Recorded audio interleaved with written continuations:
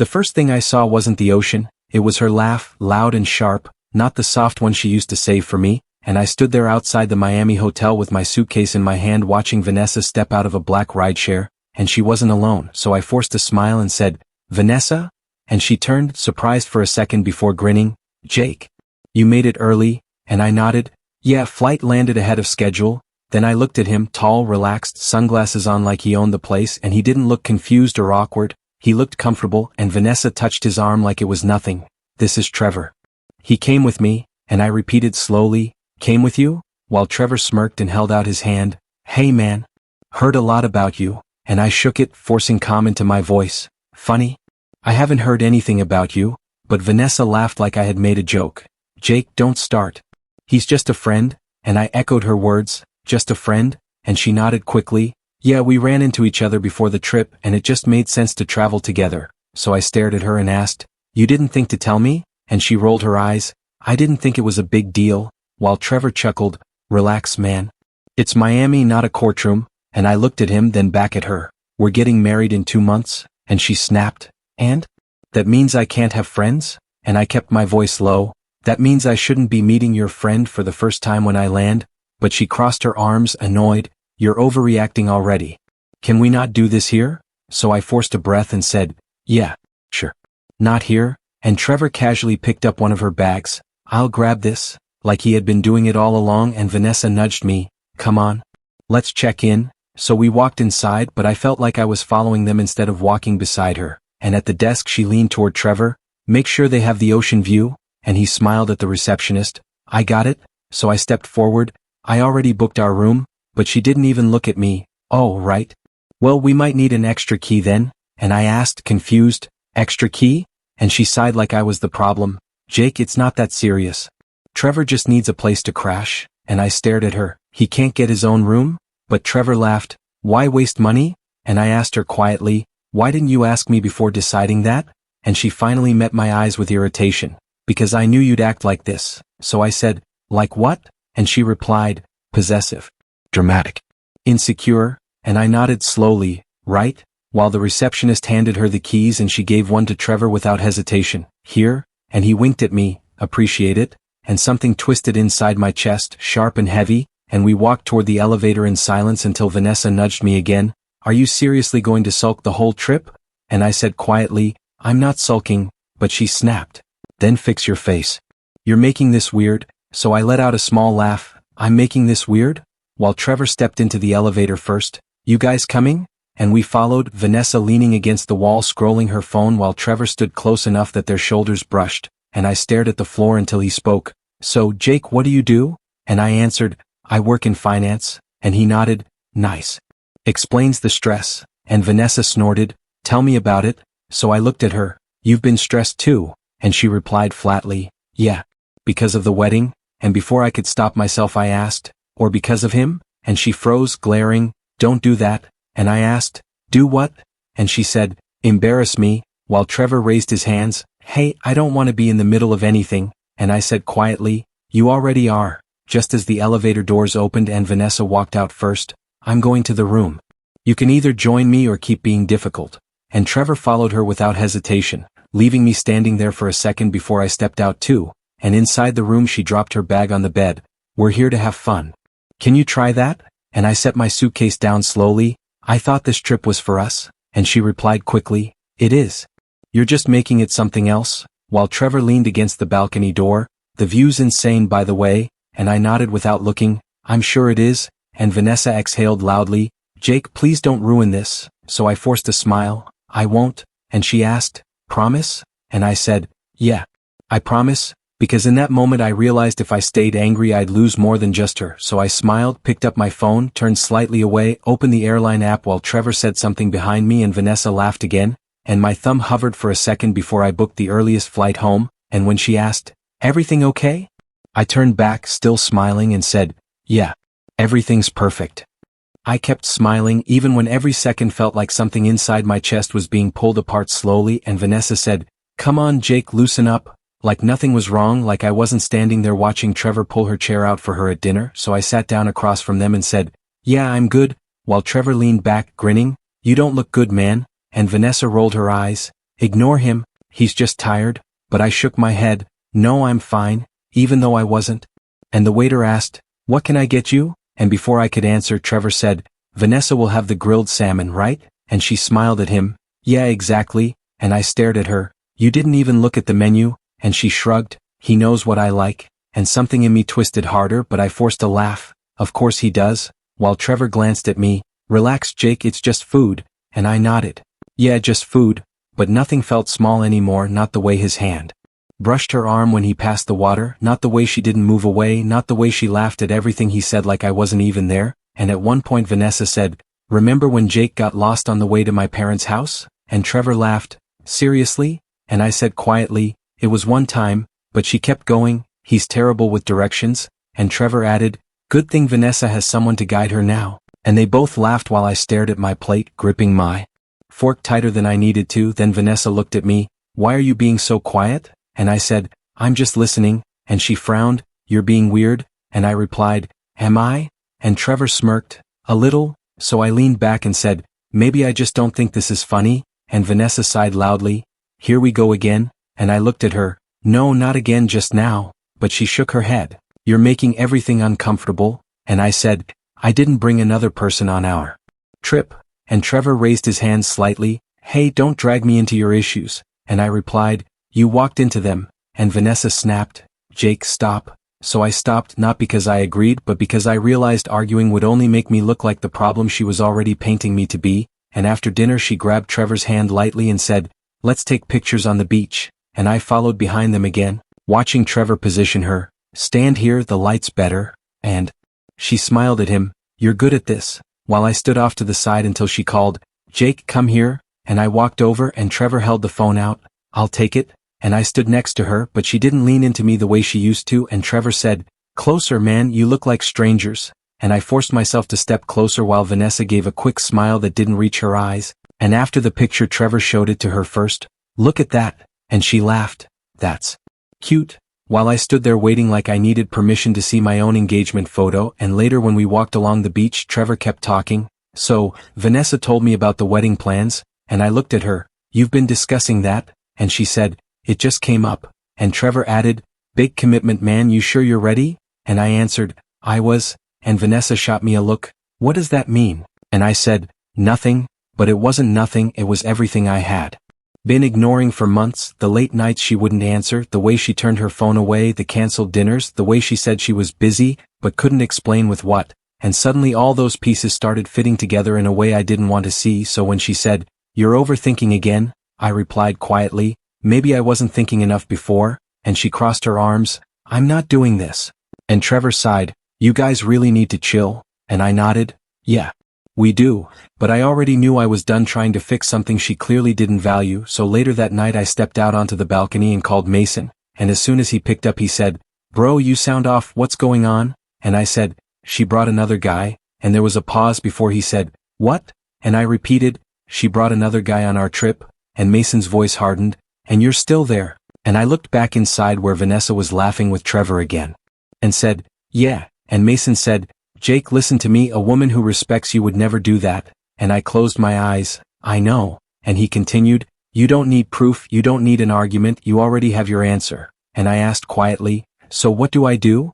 And Mason didn't hesitate, you walk away, and I nodded slowly even though he couldn't see me, yeah, and he added, and don't make a scene, just leave with your dignity. So I ended the call and stood there for a moment, before going back inside, and Vanessa looked at me, where did you go? And I said, just needed air, and Trevor smirked, everything good now? And I smiled, yeah everything's clear now, and she frowned slightly, what does that mean? But I didn't answer because I already knew what I was going to do, and the next morning I packed my bag quietly while she slept, and when she woke up she said, why are you up so early? And I replied, I've got an early flight, and she sat up, confused. Wait, what? And I looked at her calm, enjoy the trip Vanessa, and Trevor's voice came from the other room, you leaving already? And I said, yeah, and he shrugged, suit yourself, and Vanessa stared at me, you're seriously just going to leave? And I nodded, yeah, and she scoffed, wow you're unbelievable, and I smiled slightly, no I just finally understand, and then I walked out, because staying would have hurt more than leaving ever could, and the silence on the plane felt Heavier than any fight, but for the first time, it also felt honest. I unlocked the apartment door and stepped inside, and the silence hit me harder than anything in Miami ever did because everything looked the same, but nothing felt the same, and I muttered, yeah, this was all real, even though it didn't feel like it anymore, and I dropped my bag near the couch and stared at the kitchen counter where Vanessa's coffee mug sat exactly where she left it, so I walked over and picked it up. You couldn't even take this with you? I said under my breath, then laughed bitterly, of course not, and I set it down harder than I meant to. Then my eyes moved to the framed beach photo of us smiling like nothing could ever break us, and I grabbed it, staring at it. What was real, huh? And my voice cracked. Any of it? But the room didn't answer, so I threw the frame onto the couch instead of smashing it, because even in that moment, I didn't have the energy to be angry the way I thought I would be. I just felt empty, and I sat down, rubbing my face. I should have seen it, I whispered. I should have known. And my phone buzzed, and when I saw Diane's name I hesitated before answering, but I picked up anyway. Hey, and she immediately said, Jake, what's wrong? And I tried to sound normal. Nothing, I just got back. But she didn't believe me. Don't lie to me. And I closed my eyes. She brought another guy? And there was a pause before she said softly, oh, Jake. And that tone broke something in me, so I said quietly, yeah. And she asked, are you home? And I replied, yeah. And she said, I'm coming over. And I didn't argue, I just said, okay. And when she arrived, she didn't ask questions right away, she just walked in and hugged me, and I stood there stiff for a second before I let myself lean into it, and she said gently, you don't have to hold it together, and I let out a shaky breath. I've been holding it together for days, and she pulled back looking at me, then stop, and I laughed weakly, I don't even know how, and she walked to the couch noticing the photo. What happened? And I sat down across from her. She showed up with him like it was nothing, like I was the problem for reacting, and Diane shook her head slowly, that's not love, and I nodded, I know, and she said, pain makes people do foolish things, Jake, but you don't have to follow them into that, and I looked at her, so what? I just let it go, and she replied calmly, you decide what kind of man you want to be after this, and before I could answer, the door opened again and Ryan walked in. I heard what happened, and I sighed, of course you did, and he looked furious. Where is he? And I frowned, who? And he snapped, that guy Trevor, I'll find him, and I shook my head, no you won't, and Ryan stepped closer, he disrespected you, Jake, and I said firmly, and I'm not going to turn into him because of it, and Ryan scoffed, so you're just going to do nothing? And Diane spoke softly, doing nothing isn't the same as choosing peace, and Ryan looked at her, this isn't peace, this is letting people walk all over him, and I stood up, no, this is me deciding I'm done. And Ryan shook his head, man, I'd expose her, post everything, let everyone see what she did, and I looked at him, and then what? And he paused, then she pays for it, and I said quietly, or I stay stuck in it. And the room went silent for a second before Diane said, you don't heal by burning everything down, and Ryan ran a hand through his hair, frustrated, I just hate seeing this happen to you, and I nodded, I know. Then I walked to the kitchen and opened my phone, scrolling through our shared account, and I muttered, let's just settle things, and Ryan asked, what are you looking at? And I said, charges, and as I scrolled, one entry caught my eye and I froze, what the hell? And Diane stood up, what is it? And I turned the screen toward them, luxury, suite in Miami, 2 guests, and Ryan's eyes narrowed, 2 guests, and I swallowed, booked under Vanessa's name, and Diane sighed softly, Jake? And I shook my head slowly, she didn't just bring him, she planned it, and Ryan clenched his fists, that's messed up. And I felt something inside me finally settle, not explode, just settle, like the last piece of doubt had disappeared, and I said quietly, yeah, and Diane looked at me carefully, how do you feel? And I answered honestly, done, and Ryan asked, you sure? And I nodded, yeah, I'm sure, and for the first time since Miami I wasn't questioning myself anymore, I wasn't wondering if I overreacted or misunderstood, I wasn't making excuses for her choices, I just stood there looking at that charge on my phone and said, there's nothing left to fix. And Diane stepped closer, placing a hand on my shoulder, then don't try. And Ryan let out a breath, so what now? And I looked around the apartment at the mug, the photo, the binder, and said, now I start over. I heard the door unlock 2 days later, and Vanessa walked in like nothing had changed, like I would still be sitting there waiting for her, so she dropped her bag and said, Jake, we need to talk, and I stayed on the couch, calm, we do, and she paused, clearly expecting something else, you're quiet, and I shrugged, I've said everything already, and she frowned, stepping closer, so you're just going to act like this? And I looked at her, like what?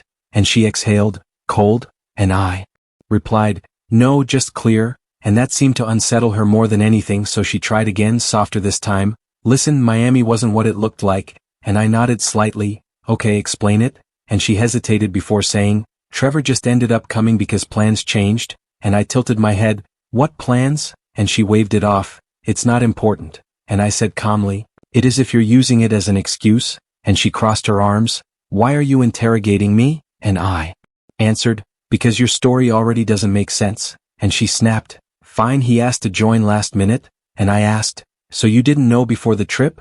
And she looked away. I mean, I knew, but it wasn't serious, and I nodded slowly. So first it was plans changed, now you knew, which one is it? And she groaned, you're twisting everything, and I leaned back. No, I'm just listening carefully, and she paced a little. Jake, you're overthinking this, and I said quietly, I used to underthink it, and she stopped, glaring at me. What is that supposed to mean? And I reached for my phone and pulled up the charge, then turned the screen toward her. Luxury suite. 2 guests. Your name? And her expression shifted just enough, a flicker, but it was enough, so I said, that wasn't last minute, and she quickly said, that's not what you think, and I asked, then tell me what it is, and she hesitated again, then said, I just wanted more space, and I almost laughed. So you booked a suite for you and him? And she raised her voice. It wasn't like that, and I replied calmly, then what was it like? And she shook her head, frustrated. You're making this into something ugly, and I said, it was already ugly, I just didn't want to see it, and she stepped closer. I didn't cheat on you, and I held her gaze. You disrespected me, and she scoffed. That's not the same thing, and I said, it is to me, and for a moment neither of us spoke, then she softened her tone. Jake, we've been together for years, you're really going to throw that away over one misunderstanding? And I answered, it wasn't one moment, it was a pattern, and she looked confused. What pattern? And I said, late nights, canceled plans, lies that didn't add up, and now Miami, and she shook her head. You're reaching? And I stood up slowly. No, I'm finally seeing, and before she could respond my phone rang and I glanced at the screen. Claire, and Vanessa's eyes narrowed. Why is she calling you? And I answered anyway. Hello? And Claire's voice came through hesitant. Jake, I just wanted to say I'm sorry about Miami, and I stepped away slightly. What do you mean? And she sighed. I hated how that looked, and I said quietly, it looked exactly how it was, and she paused, then said, not everything but, enough, and I asked, enough for what? And she replied, enough for you to be hurt, and I closed my eyes briefly. Claire, just say it, and she lowered her voice. Vanessa has been involved with Trevor for a while, and my grip on the phone tightened. How long? And she hesitated. Months, and I let out a slow breath. Emotionally or? And Claire answered carefully, emotionally mostly, but it crossed lines, and I nodded even though she couldn't see me. I understand, and she added, I'm not defending her, but she wasn't thinking straight, and I said, she was thinking exactly how she wanted to, and Claire whispered, I'm sorry, and I replied, yeah, before ending the call, and when I turned back Vanessa was staring at me. What did she say? And I met her eyes. Enough, and she shook her head quickly. Don't listen to her, she doesn't know anything, and I said, she knows you've been involved with him for months, and Vanessa's face tightened. That's not true, and I stepped closer. Then why does it sound more honest than anything you've said? And she raised her voice, because you want to believe it, and I replied calmly, no, because it fits everything I ignored, and she started pacing again. So that's it? You're just going to believe her over me? And I said, I'm believing what I can see, and she stopped, looking at me with a mix of anger and desperation. Jake, please don't do this, and I asked, do what? And she said, and everything over something that didn't even happen the way you think, and I shook my head. You didn't lose me in Miami, and she froze. What? And I continued, you lost me the moment you decided I should be okay with being humiliated, and her eyes filled with tears. I didn't mean to hurt you, and I answered, but you did, and she stepped closer, reaching for my hand. We can fix this, and I pulled back. No, we can't, and her tone changed instantly, sharper. So that's it? You're just giving up? And I said, I'm choosing myself, and she laughed bitterly. Wow, after everything I've done for you? And I looked at her steadily. Love isn't something you keep score of. And she snapped, you're being dramatic, and I replied, you're being dishonest, and the room fell silent again. Then she said quietly, you'll regret this, and I shook my head. No, I'll regret staying, and she grabbed her bag angrily. Fine if that's how you feel, and I didn't stop her. I just said, take care, Vanessa, and she paused at the door waiting for me to say something else, anything that sounded like weakness, but I didn't, and after a second she walked out, slamming the door behind her, and I stood there in the silence, realizing that for the first time since Miami, I wasn't confused anymore, I wasn't doubting myself, I was just done. The first call came before I even finished my coffee, and when I answered, Mason said, "So it's over?" And I replied, "Yeah," and he exhaled, "About time," then added, "You okay?" And I said, "I don't know yet," and he stayed quiet for a second before saying, "That's honest." And after I hung up, my phone buzzed again and again, messages from friends, from family, from people who suddenly cared now that the wedding was off, and one text read, "What happened?" while another said, "You guys can fix this," and I muttered, "No, we can't." Then my aunt called, "Jake, relationships are hard, everyone makes mistakes," and I closed my eyes. I know, but inside I thought, I hate that phrase because it made everything sound small when it wasn't, and she continued, "Don't throw everything away," and I said calmly, "It's already gone," and after that call ended, Vanessa's name flashed on my screen again and I let it ring. Then another message came, "We need to talk about the venue deposit." And I stared at it, then replied, "Talk to the venue," and she called immediately, "Jake, you can't just ignore me," and I said, "I'm not ignoring you, I'm just not engaging like before," and she sounded frustrated, "This is serious, we have money tied up," and I answered, "Then handle your part," and she snapped, "Your part?" and I said, "I've already started canceling everything," and there was a pause. "You did what?" and I replied, "I returned the contract this morning," and she raised her voice, "Without telling me?" and I said, "I don't need permission to end something you already broke," and she scoffed, "You're being ridiculous," and I ended the call without another word. Then I picked up the wedding binder from the counter and flipped it open, staring at pages filled with plans that now felt like someone else's life. So I grabbed a pen and started crossing things out, vendor by vendor, date by date, and I called the caterer. "Hi, this is Jake Mercer, I need to cancel our booking," and the voice on the other end said, "Is everything okay?" and I paused before saying, "No, but it will be," and after that I called the photographer, then the florist, repeating the same sentence until it felt automatic, until it stopped hurting as much to say it out loud, and later that afternoon Ryan came by. "So you really canceled everything?" and I nodded, "Yeah," and he said, "Good," then added, "She's been texting me too," and I frowned, "What did she say?" and he shrugged. "Same stuff, trying to make it sound like you're overreacting," and I let out a breath, "That's her pattern," and Ryan sat down, "You miss her?" and I hesitated, then said, "I miss who I thought she was," and he nodded slowly, "That's different," and I said, "Yeah, it is," and later that evening I logged into our shared account and started separating everything, transferring what was mine, leaving what was hers, and as I worked, I said quietly to myself, "No more shared anything," and each click felt like cutting another tie, not dramatic, just necessary, and then my phone buzzed again, but this time it wasn't Vanessa, it was an unknown number, and I answered, "Hello?" and a calm voice said, "Hi, is this Jake Mercer?" "This is Elena from the Miami hotel," and I straightened slightly, "Yeah, that's me," and she continued, "We found an item connected to your stay and we wanted to confirm if it belongs to you," and I asked, "What is it?" and she said, "A watch, it was left in the suite," and I paused, "That's mine?" and she replied, "I thought so, we can arrange to ship it back to you," and I said, "I'd appreciate that," and there was a brief silence before she added gently, "I hope everything is okay," and I almost said yes out of habit, but instead I said, "It's not, but I'm working on it," and she didn't try to fix it or offer advice, she just said, "That makes sense," and something about that simple response surprised me, so I asked, "Do you deal with situations like this a lot?" and she replied, "More than you'd think," and I let out a small breath. "Yeah, I guess people bring their lives with them on trips," and she said, "And sometimes they leave pieces behind," and I looked around my apartment at everything that felt like a leftover piece and said quietly, "Yeah," and she continued, "We'll take care of the shipping, you don't need to worry about it," and I said, "Thank you," and she added, "Take care of yourself too," and I paused, "I'm trying," and after the call ended I stood there for a moment, realizing that was the first conversation I had all day that didn't feel like pressure or blame or expectation, it just felt normal, and I picked up the binder again, closing it this time instead of flipping through it, and I said out loud, "No ring, no wedding, no more illusions," and even though it still hurt, it also felt like I was finally telling myself the truth.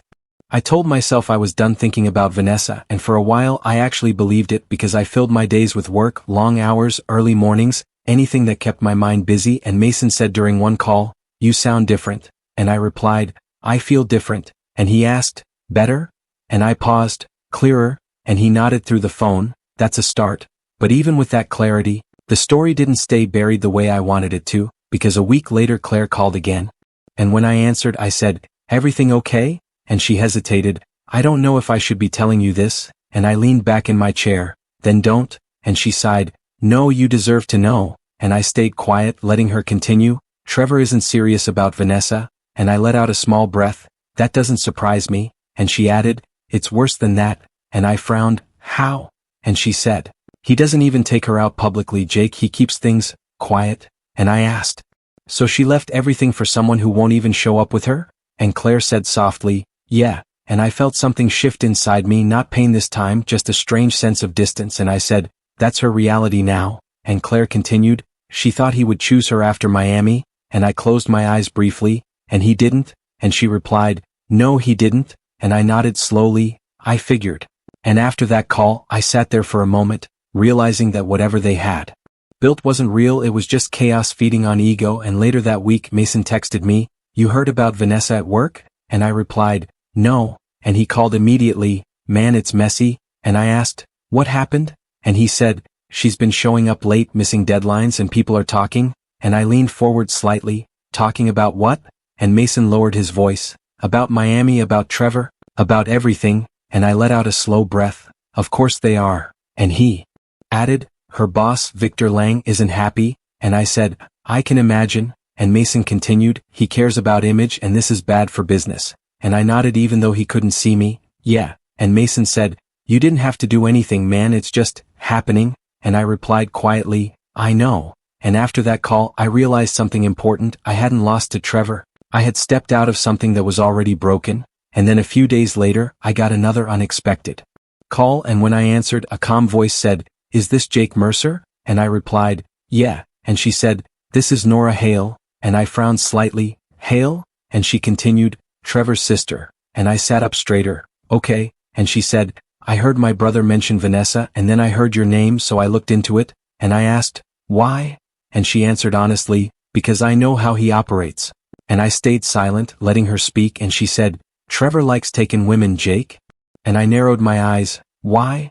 And she replied coldly, "Because it makes him feel like he's winning something," and I leaned back processing that. "So this isn't new," and she said, "Not even close," and I asked, "And Vanessa?" And Nora paused before saying, "She probably thought she was different," and I let out a quiet breath. "She always does," and Nora added, "He doesn't stay, he gets bored once there's no challenge," and I said, "So once I was gone," and she finished, "The game ended." And I sat there in silence for a moment before asking, "Why are you telling me this?" And she answered, "Because I've seen too many people get hurt by him and I don't like watching it happen again," and I nodded slowly, "I appreciate that," and she said, "You walked away at the right time," and I replied, "It didn't feel like that," and she said, "It never does," and after the call ended, I sat there thinking about everything I had heard, Claire's words, Mason's updates, Nora's warning, and for the first time the whole picture came into focus. This wasn't about me being replaced by someone better, it was about two people feeding each other's worst instincts, Vanessa chasing validation, Trevor chasing control, and I had just been caught in the middle of it. And I said quietly to myself, I didn't lose, and the more I thought about it, the more it made sense. The late nights, the lies, the distance, none of it was about something I lacked, it was about choices they made, and I wasn't part of those choices anymore. And that realization didn't feel like revenge, it felt like freedom, because for the first time since Miami, I wasn't looking back wondering what I could have done differently, I was looking forward knowing I had already done the hardest thing. I walked away, and now I was watching everything unravel without touching it, without chasing it, without needing to prove anything. And as I sat there in the quiet of my apartment, I said out loud, "Let it fall apart," because for once it wasn't my job to hold anything together. Months passed quietly, and one evening Mason looked at me across the table and said, "You're different," and I smiled, "Good different or bad different?" And Mason leaned back, "Better, you actually laugh now," and I chuckled, "I forgot how that felt," and Mason nodded, "You look like yourself again," and I shook my head slightly, "Not the same version," and Mason raised an eyebrow, "Explain?" And I said, "Before, I thought being loyal meant holding on no matter what," and Mason asked, "And now?" And I replied, "Now I know loyalty doesn't mean losing yourself," and Mason smirked, "That's growth." And later that night I sat with Diane in the kitchen, and Diane said, "You seem lighter," and I answered, "I am," and Diane smiled gently, "You did the hard part," And I asked, walking away? And Diane nodded, choosing yourself, and I leaned back. It didn't feel strong at the time, and Diane said, it rarely does. And a few days later Ryan called me, hey, you free this weekend? And I said, yeah, and Ryan added, let's grab a drink, just us, and I smiled, I'd like that, and when we met Ryan looked at me carefully, you're good? And I nodded, I'm getting there, and Ryan said, I was worried you'd stay stuck, and I replied, so was I, and Ryan laughed, not anymore, and I said, no, and work started changing too because one morning my manager called me into the office and said, Jake, I want you to lead the new project, and I blinked, me? And he nodded. You've been consistent, focused, steady, and I said, I won't let you down, and he smiled, I know, and as I walked out I realized something simple, I was building something again, not chasing something broken, and that night, my phone buzzed with a name I hadn't seen in months, Vanessa, and I stared at it for a second before answering, hello, and her voice came through softer than I remembered, Jake, can we talk? And I stayed quiet for a moment, then said, about what? And she hesitated, everything, and I asked, why now? And she replied, because I need to, and I exhaled slowly, meeting won't change the past, and she said quietly, I know I need to see you, and I paused then said, one time, and she whispered, thank you, and when I met Vanessa the next evening, I noticed the difference immediately, not just in how she looked but in how she carried herself, and she said, you look good, and I replied, I am, and she gave a small, sad smile, I'm glad, and we sat across from each other and she said, I've thought about this moment a lot, and I said, why? And she looked down, because I messed everything up, and I listened without interrupting and she continued, I was confused, overwhelmed, I didn't know what I wanted, and I asked calmly, did you know what you were doing? And she hesitated, not fully, and I nodded, you knew enough, and she looked at me, I didn't mean to hurt you, and I said, but you did, and she nodded slowly, I know,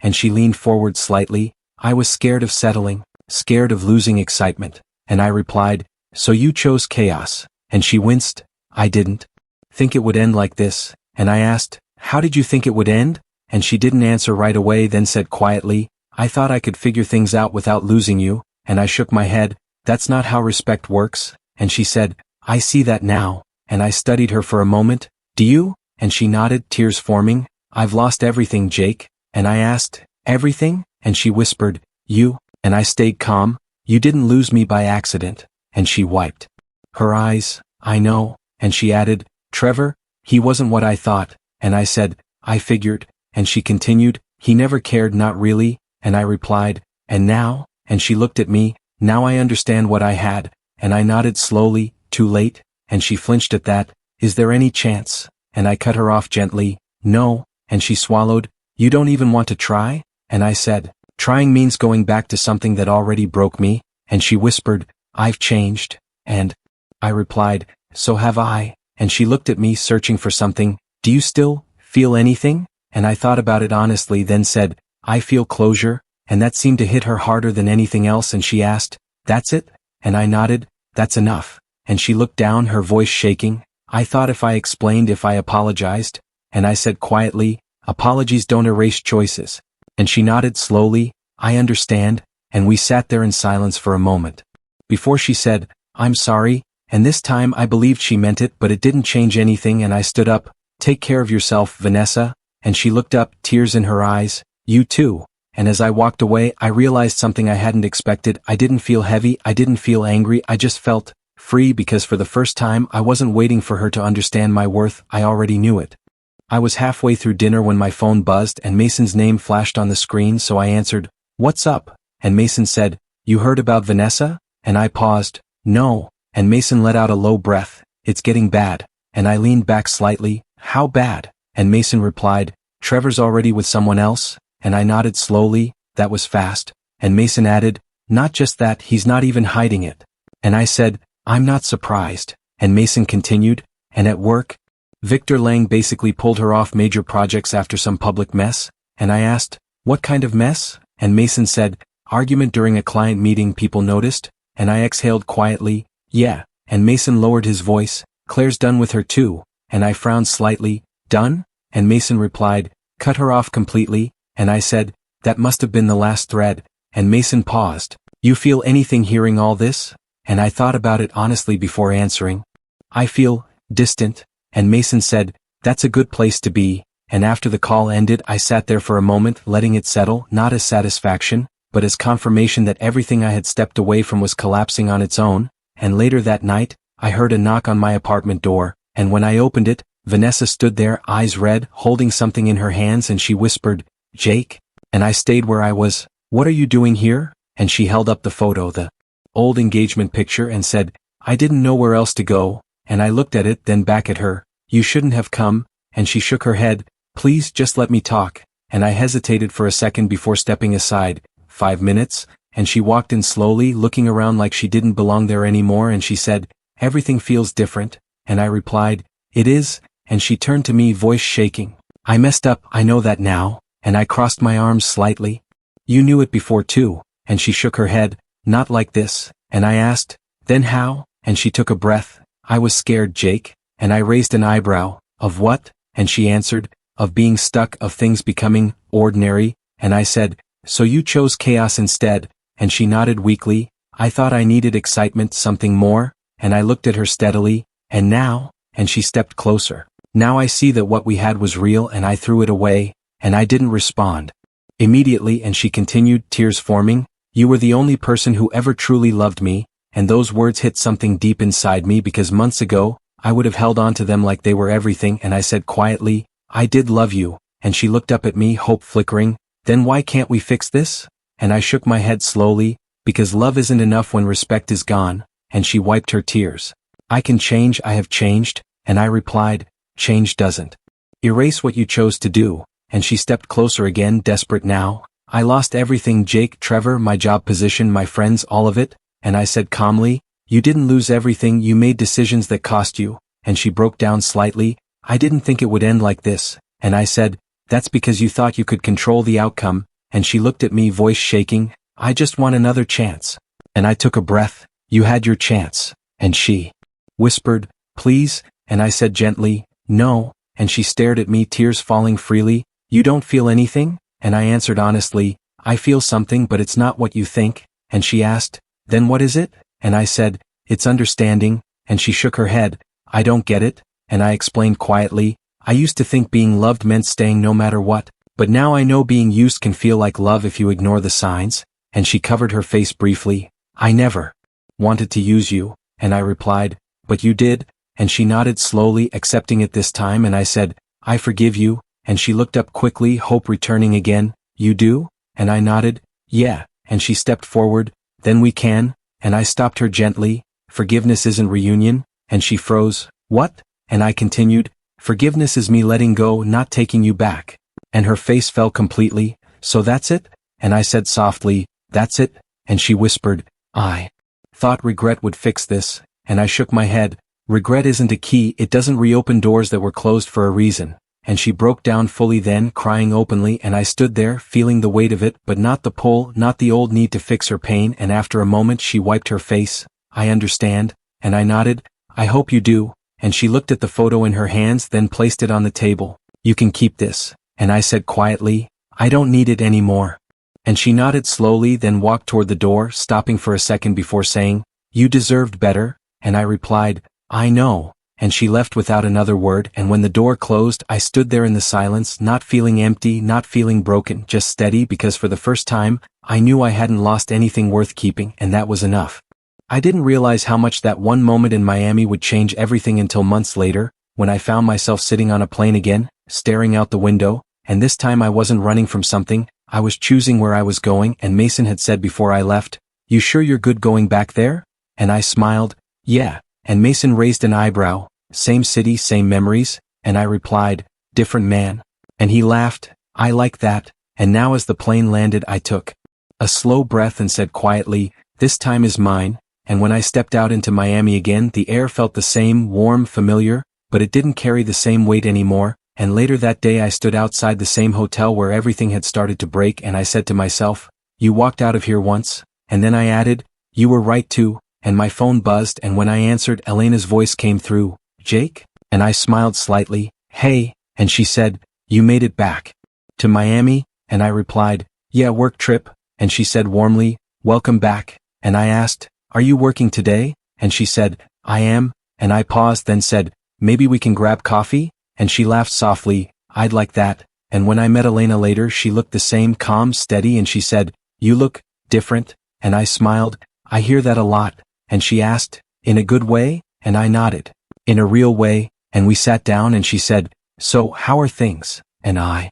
answered honestly, "Peaceful," and she tilted her head, "That sounds earned," and I said, "It was," and she smiled, "Good," and we talked easily, not about the past in detail but enough to understand, and she said, "You seem like someone who stopped fighting battles that weren't yours," and I laughed quietly, "That's exactly what happened." And after we finished coffee I said, "There's somewhere I want to go," and she asked, "The beach?" And I nodded, "Yeah," and when I walked onto the sand, I stopped for a moment looking at the same stretch of ocean where everything had fallen apart, and I said quietly, "This is where it ended," and Elena stood beside me, or where something started, and I looked at her, then back at the water and said, "I thought leaving meant I lost," and she asked, "And now?" And I replied, "Now I know leaving was the first time I chose myself," and she nodded, "That's not losing," and I let out a slow breath, "No, it isn't," and I stood there expecting to feel anger or regret or even sadness, but instead I felt something lighter, something steady, and I said,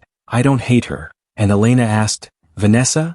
And I nodded, "I don't even feel angry anymore," and she said, "What do you feel?" And I thought about it before answering, "Grateful," and she looked at me surprised, "Grateful?" And I explained, "Because if that didn't happen, I'd still be the version of myself who thought love meant staying no matter what," and Elena said softly, "And now?" And I replied, "Now I know love doesn't ask you to lose yourself," and she smiled slightly, "That's a hard lesson," and I nodded, "Yeah, but it was worth it," and we walked along the shoreline for a while and she said, "So what happens next for Jake Mercer?" And I smiled, "Jake Mercer keeps building a life that feels honest," and she asked, "No more chaos?" And I laughed, "No more chasing chaos," and she said, "That sounds peaceful," and I replied, "It is," and after some time we stopped and I looked out at the horizon and said quietly, "I thought revenge would feel like something loud, something satisfying," and Elena asked, "And what did you find instead?" And I said, "Peace," and she nodded, "That's better," and I smiled, "Yeah, it is," and as the sun started to set I realized something simple, Vanessa was no longer a question in my mind, she was an answer, a lesson tied to a version of me I had already outgrown, and I said out loud, "I didn't lose anything worth keeping," and Elena glanced at me, "That's a strong place to stand," and I nodded, "It took time," and she said, "The best things do," and when I left the beach I didn't look back, not because I was avoiding it, but because I didn't need to anymore. And later that night as I sat alone for a moment, I thought about everything that had happened, the betrayal, the pain, the silence, the rebuilding, and I said quietly, "Justice did happen. Not because I destroyed anyone but because I didn't let it destroy me." And I picked up my phone and texted Mason, "You were right," and he replied almost instantly, "About what?" And I smiled, typing back, "Walking away," and he sent, "Told you," and I set the phone down, leaning back with a calm breath, because in the end my real revenge wasn't revenge at all, it was the life I built after, one where betrayal didn't define me, where peace wasn't something I chased, it was something I chose, and that made all the difference.